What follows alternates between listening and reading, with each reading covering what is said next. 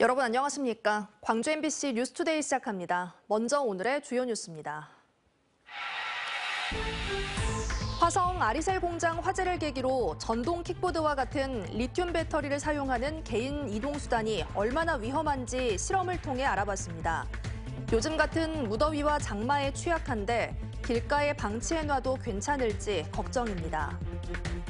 광주의 한 신축 아파트 인근 인도에서 사람들이 자꾸 넘어진다는 제보가 들어와 확인해보니 구청과 시공사가 자기 일이 아니라고 떠넘기며 생긴 일이었습니다.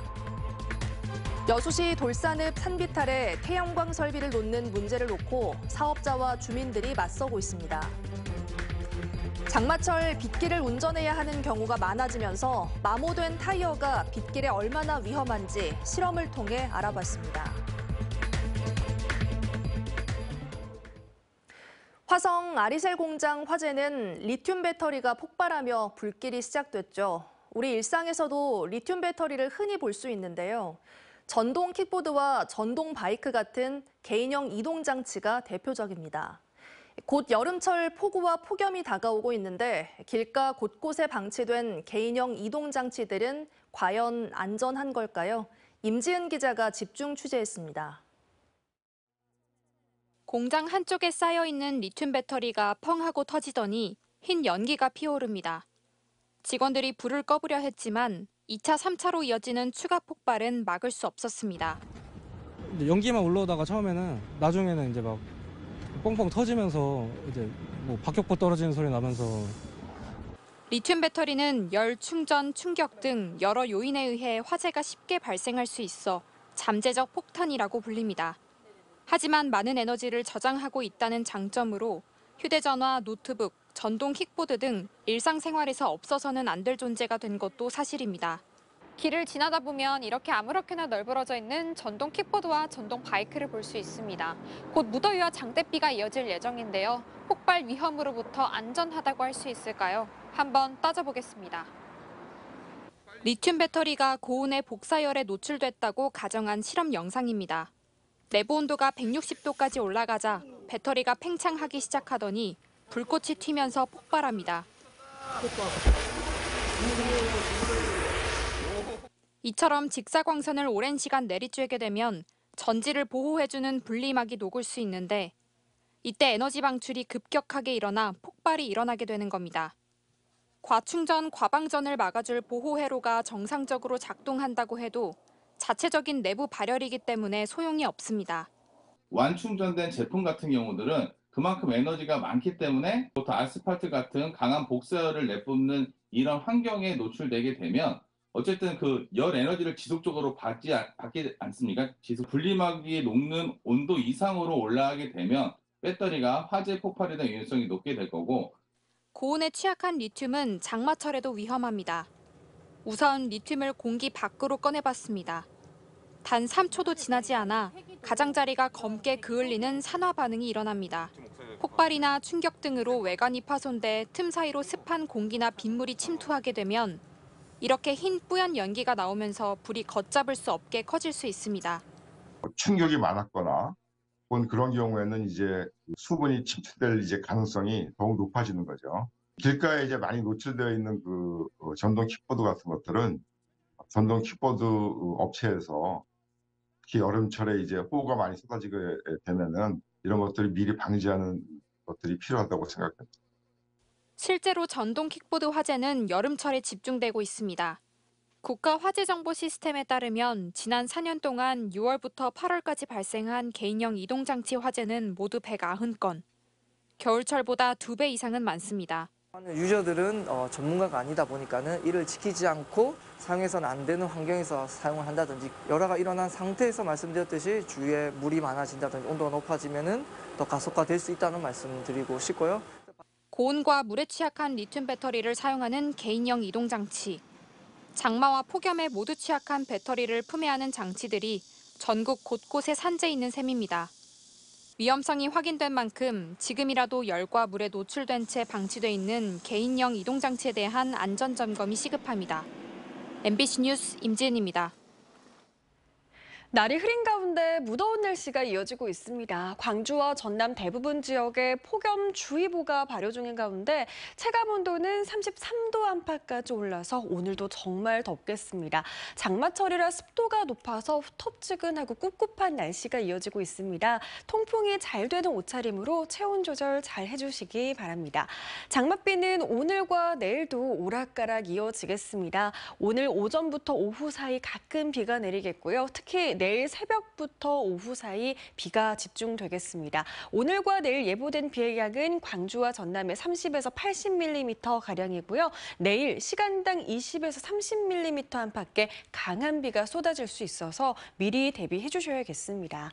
밤사이 열대야도 나타나는 가운데 광주의 현재 기온 23도 안팎까지 올라 있습니다. 한낮 기온 32도까지 오르겠습니다. 날씨 정보였습니다. 방대한 양의 정보를 스스로 모으고 분석하는 인공지능이 교통 분야에도 적용되고 있습니다. 차가 원활하게 지나도록 교통신호를 바꾸는가 하면 보행자가 길을 다 건널 수 있게 신호를 늘려주기도 합니다. 광주가 인공지능 중심 도시로 나아가는 과정 중 하나입니다. 보도에 김초롱 기자입니다.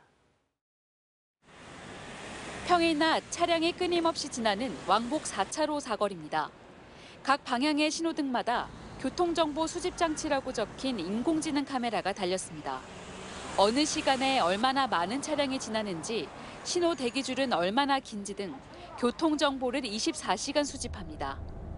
광주 사암로 10곳에 이 스마트 교차로가 설치됐는데 여기서 모은 정보는 신호 체계를 개편하는 데 참고됩니다. 밤 11시부터 새벽 6시까지는 이 인공지능이 실시간으로 교통량을 분석해 이에 맞게 교통신호를 바꿔줍니다. 상무소각장, 교차로 등 15개 구간에서는 인공지능이 차량과 보행자 등 도로 상황을 보고 필요할 때만 좌회전 신호를 주고 있습니다. 또 올해는 노인과 어린이 보호구역 23곳에 스마트 횡단보도가 설치됐습니다. 인공지능 카메라가 보행자를 인식해 보행자가 길을 다 건너지 못하면 신호를 최대 5초 연장해줍니다. 이제 나이 들고 조금 힘이 약해지니까 건너기가 힘들어요. 좋죠. 그리고 고맙고. 인공지능이 광주 지역 교통 분야에 하나둘 적용되고 있는 겁니다. 아무래도 설치 비용이 많이 들다 보니 또 국토교통부의 공모 사업도 있어서 저희들이 그 사업을 적극적으로 활용해서 사업을 확대하려고 한 곳입니다. 하지만 광주 지역의 교차로만 1,600개인데다 인공지능 교통체계를 한 곳 설치하는 데 억대 예산이 들어 지속적인 사업 추진이 과제로 남습니다. MBC 뉴스 김초롱입니다. 광주의 한 신축 아파트 앞 인도에서 사람들이 자꾸만 넘어져 다치고 있다는 제보가 들어왔습니다. 같은 장소에서 계속해서 넘어지고 있는 건데요. 알고 보니 구청과 아파트 시공사가 서로 자기 일이 아니라고 떠넘기며 생긴 일이었습니다. 천홍희 기자가 취재했습니다. 한 남성이 갑자기 중심을 잃고 넘어집니다. 바닥에 커피가 쏟아지고 남성은 발목을 움켜잡습니다. 똑같은 장소에서 이번엔 자전거를 타고 가던 학생이 넘어집니다. 길을 걷던 시민들은 발목이 꺾이면서 휘청거리기 일쑤입니다. 사람들이 왜 자꾸 같은 곳에서 넘어지는지 현장에 나가봤습니다. 멀리서 보면 평평한 인도인데 가까이서 보니 가운데 경계석을 기준으로 한쪽 땅이 5cm 정도 더 낮습니다. 눈으로는 쉽게 알아챌 수 없어 평소처럼 걷던 시민들이 잘 넘어졌던 겁니다. 평평하게 이어지던 인도에 보시는 것처럼 높이 차이가 생기면서 의식하지 않고 걸으면 발목이 완전히 꺾일 정도로 위험합니다. 갑자기 놓고 삐끗해가지고 놓고 넘어졌어요. 없는 대로 다니죠. 사람들이 계속 넘어지자 보다 못한 근처 편의점 사장이 지난 5월 관할구청인 서구청에 신고했는데 인도를 보수할 마땅한 방법이 없다는 답변이 돌아왔습니다. 경계석을 기준으로 왼쪽은 구청 소유 땅이고 오른쪽은 아파트 소유 땅인데 사유지인 오른쪽 땅을 함부로 손댈 수 없다는 겁니다. 단차가 발생한 부분은 아파트 땅인 사유시설입니다. 그래서 우리 구에서는 단독적으로 처리하기가 좀 어려운 상황이고요. 아파트 시공사 측은 설계 도면대로 공사했기 때문에 보수하기 어렵다는 공문을 서구청에 보냈습니다. 또 나이 드신 분이 벽에 접질러가지고 쩔뚝거리면서 가는 경우도 있고 많아요. 다반사예요. 네, 우리하고는 아무 관계가 없다. 서로 이제 공방을 하고 미루더라고요. 이게. 구청과 시공사가 수개월간 서로 책임을 떠넘기는 사이 애꿎은 시민들만 넘어지고 다쳤습니다. 취재가 시작되자 구청과 시공사는 빠른 시일 안에 협의해 해당 인도를 보수하겠다는 입장을 밝혔습니다. MBC 뉴스 천홍희입니다. 교사의 노트북을 해킹해 시험 답안을 빼돌린 혐의로 재판에 넘겨진 고등학생이 항소심에서도 징역형을 선고받고 법정 구속됐습니다. 광주지법 제2형사부 김영하 부장판사는 업무 방해 등의 혐의로 기소돼 1심에서 징역 장기 1년 6월, 단기 1년을 선고받은 19살 남성의 항소심에서 징역 1년을 선고하고 법정 구속했습니다. 이 남성은 광주 서구의 한 사립고교 2학년생이던 지난 2022년 3월 교무실에 침입해 교사들의 노트북을 해킹하고 중간고사와 기말고사 답안을 빼돌려 성적 평가를 방해한 혐의로 기소됐고 학교에서는 퇴학 조치됐습니다. 구청 보조금으로 운영되는 광주 남구 노인복지관의 직원들이 보조금을 부당하게 집행했다는 이유로 파면당했습니다. 광주 남구는 복지관이 자체 감사를 벌인 결과 복지관 직원 2명이 지난 1월부터 5개월간 5차례에 걸쳐 도매업체로부터 식자재를 제값보다 비싸게 사 950만 원 상당의 손해를 끼쳤다고 밝혔습니다. 복지관은 직원들의 횡령 여부 등을 수사 의뢰한다는 방침이고 해당 직원들은 고의가 아니었다고 주장하는 것으로 알려졌습니다.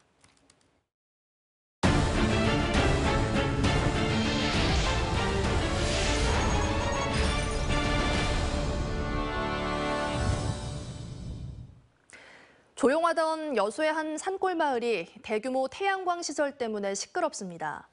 주민들은 산 비탈에 태양광 시설이 생기면 여름철 호우 피해와 함께 환경 오염이 우려된다며 반대하고 있고 사업자 측은 절차상 문제가 없다는 입장입니다. 최황지 기자가 취재했습니다. 여수시 돌산읍의 한 마을입니다. 마을 뒤 산 비탈에 공사 자재가 널브러져 있습니다.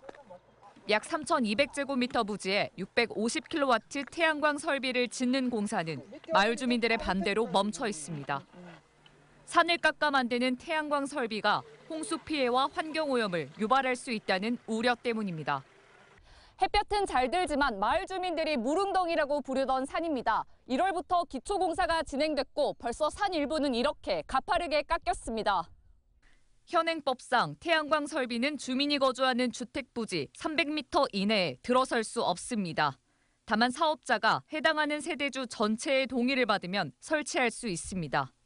이 마을도 주민 서명을 받았는데 주민들은 이장이 구체적인 사업 설명도 해주지 않고 서명을 받아갔다고 주장합니다. 난 친구를 믿고 또 태양열을 설치한다 그래서 이 대형 사업을 할 줄은 꿈에도 생각 못했죠. 반경 300m 이내 주민 21명이 서명한 동의서입니다. 사업자 측은 주민들의 동의로 이미 태양광 시설을 착공했기 때문에 공사를 철회할 순 없다는 입장입니다. 주민들이 걱정하는 홍수와 전자파 등의 피해도 충분히 방지할 수 있다고 설명합니다. 주민들도 불안해하니까 그런 배수도 좀 키우고 유속이 좀 빠르다고 생각이 되니까 그러면 저수조도 유속을 감소시키기 위해서 저수조도 하나만 설치할 것을 3개, 4개 설치를. 최근 농어촌에 태양광 설비가 우후죽순 늘어나며 해마다 주민과 사업자 측의 갈등이 반복되고 있습니다.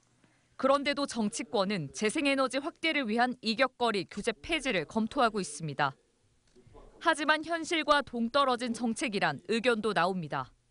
태양광 관련해서 그런 민원이 굉장히 많아요. 그러면 일단 각 대부분의 지자체가 좀 그 300m 폐지하는 거에 대한 부정적인 입장입니다. 각종 규제 완화 움직임 속에 친환경 에너지 시설은 확대되고 있지만 안전과 환경 오염을 우려하는 주민과의 갈등은 또 다른 해결 과제로 남아 있습니다. MBC 뉴스 최황지입니다. 여수 향일암 인근에 평화 테마촌이라는 관광시설이 있습니다. 여수시가 관리하고 있지만 건물이 낡은 데다 방치된 공간도 적지 않은데요.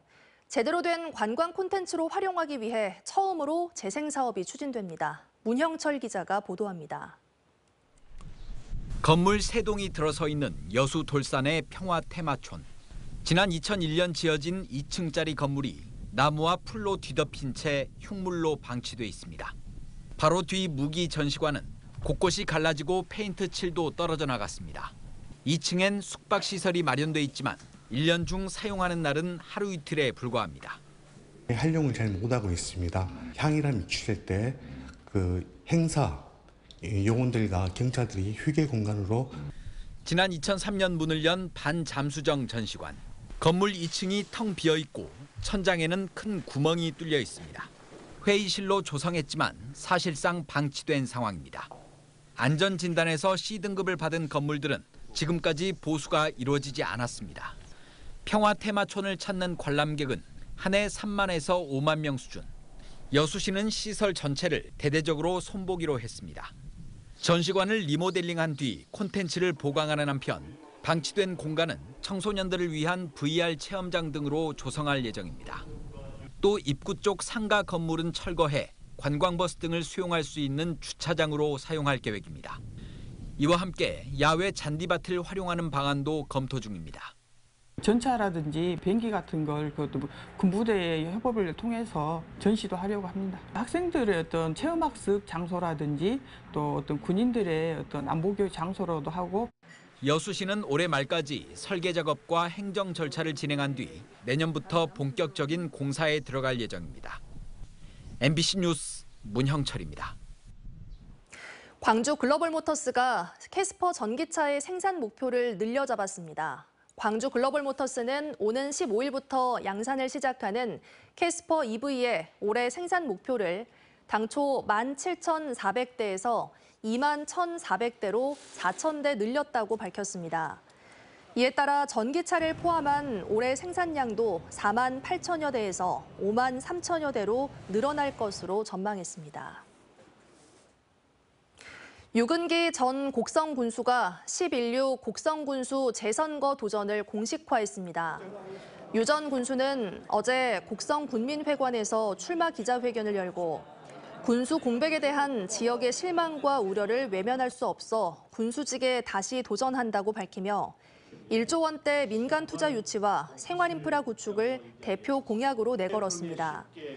민선 6.7기 곡성 군수를 지낸 유 전 군수는 지난 2022년 지방선거에 불출마하고 총선에 도전했지만 민주당 경선에서 탈락한 바 있습니다. 한편 이상철 전 군수는 당선 후 지지자 등에게 500만 원 상당의 식사를 제공한 혐의로 당선 무효형 확정 판결을 받고 지난 5월 직위를 상실했습니다.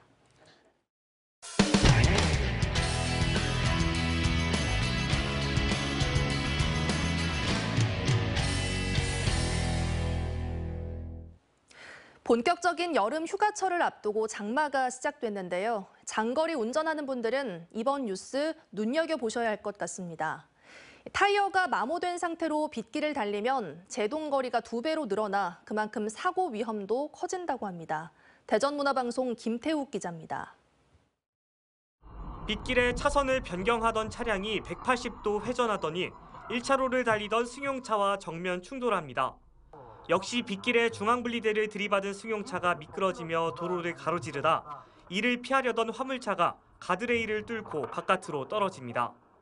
이런 빗길 교통사고는 장마로 많은 비가 집중되는 여름철에 전체의 40%가량이 발생합니다.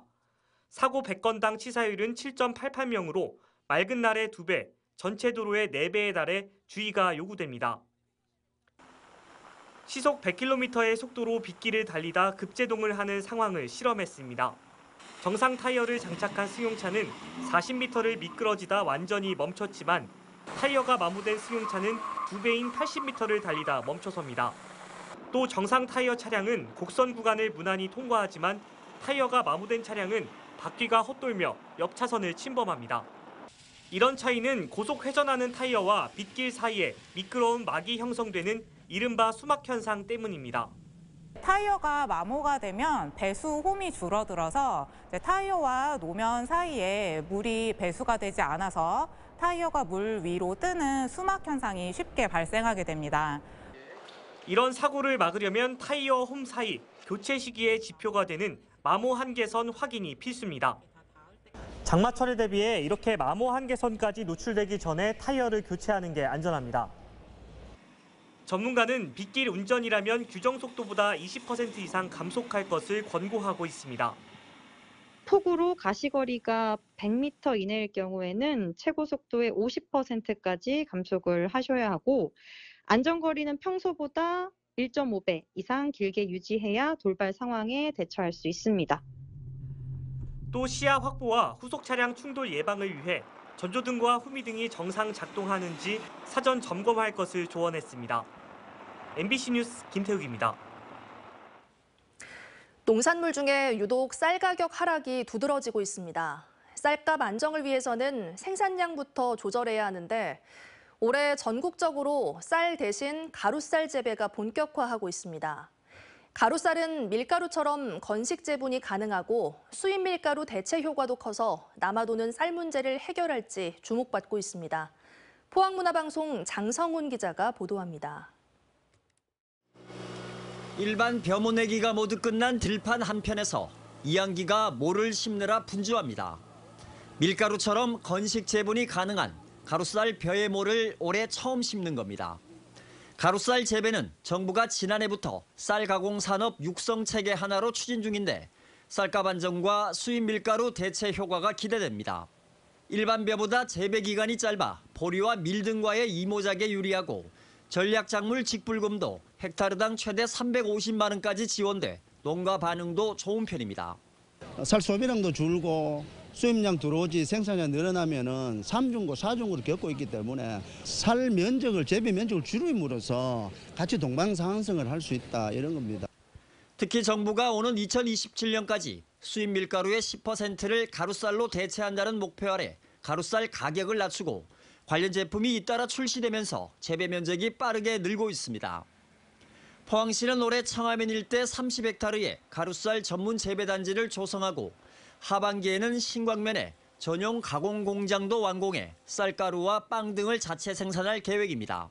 쌀값 안정의 목적도 있지만 궁극적으로는 쌀 소비량을 확대시켜서 그러니까 가루쌀을 이용한 여러 가공식품을 개발해서 국민 식생활 개선이라든지 장기적으로는 밀수입 대체 효과를 보는데도 포항시는 앞으로 가루쌀 전문 재배단지에 생산 장려금을 지급하는 등의 지원 사업을 통해 2026년까지 가루쌀 재배 규모를 150헥타르까지 확대할 예정입니다.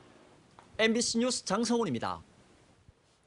경남 고성군에 있는 민간 정원 두 곳은 수국이 피는 시기가 되면 전국에서 방문객이 찾아오고 있습니다.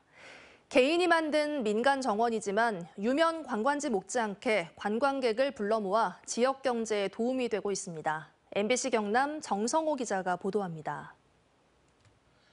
푸른 잔디밭 주변 가득 수국이 활짝 폈습니다. 보랏빛 꽃잎들은 붉기도 하고 푸르기도 하고 색과 농도가 다양합니다.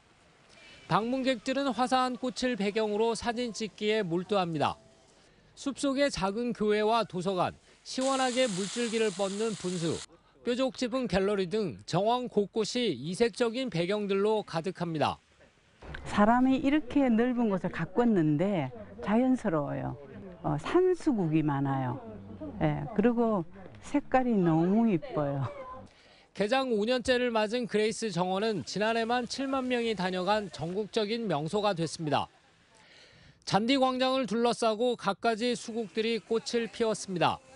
팝콘과 장미, 무의와 댄스 파티, 이름만큼 색도 모양도 다채로운 수국 300여 종이 정원 곳곳에 자리 잡고 있습니다. 만화 방초는 개인이 35년 동안 가꾼 결실로 전국에 알려진 수국을 비롯해 500여 종의 꽃과 나무가 자라고 있어 한 해 5만여 명이 다녀가고 있습니다. 전국 각지에서 외국인까지 찾아오는 이 명소가 되어버렸어요. 삶에 지치더라도 희망과 용기를 가지는 그런 장소가 되기를 저는 바랍니다. 경상남도의 민간 정원은 모두 37곳으로 전국에서 가장 많습니다. 방문객 숫자는 지난 2021년 34만 명, 2022년 43만 명, 지난해 82만 명 등 가파르게 증가하고 있는 추세입니다. 개인이 오랜 세월 정성과 노력을 기울여 만들어낸 정원이 사람들을 불러 모으는 관광 자원으로 역할을 톡톡히 하고 있습니다. MBC 뉴스 정성호입니다.